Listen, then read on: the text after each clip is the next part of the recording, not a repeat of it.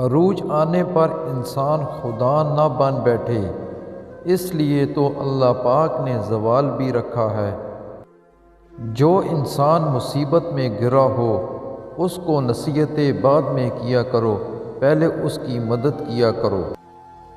عورت اپنے گھر میں آدھی روٹی کھا کر گزر بسر کر لیتی ہے، مگر مرد اس کو پورا ہی چاہیے ہوتا ہے۔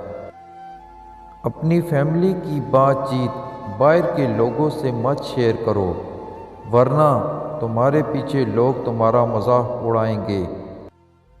مرد کرے تو غلطی اور اگر عورت کرے تو گناہ۔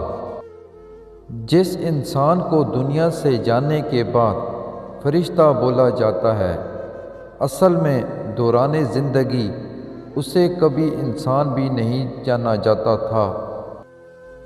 سامعین، قدر تو اس کو کہتے ہیں جو کسی کی موجودگی میں کی جائے، جو کسی کے بعد ہو اس کو پچھتاوا بولتے ہیں۔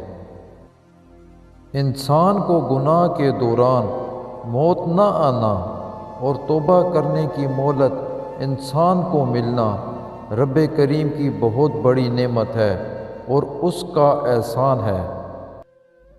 دنیا میں وہ انسان ہمیشہ پرسکون رہتا ہے جس کی خواہشات پوری نہ ہوں اور وہ اپنے پاس موجود نعمتوں کا شکر کرے جو اس کو اللہ نے عطا کی ہیں۔ جو لوگ دوسروں کو ہر وقت کچلنے میں لگے ہیں، وہ یہ بات کبھی نہ بھولیں کہ کوئی اور طاقت بھی ہے جو تم کو بھی کچل ڈالے گی۔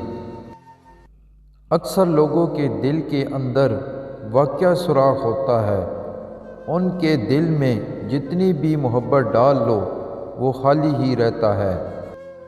سامعین، میں نے ایک عرصہ لوگوں کو پرکھا ہے، وہ کبھی خوش نہیں ہو سکتے، نہ تمہاری گفتگو سے اور نہ ہی خاموشی سے۔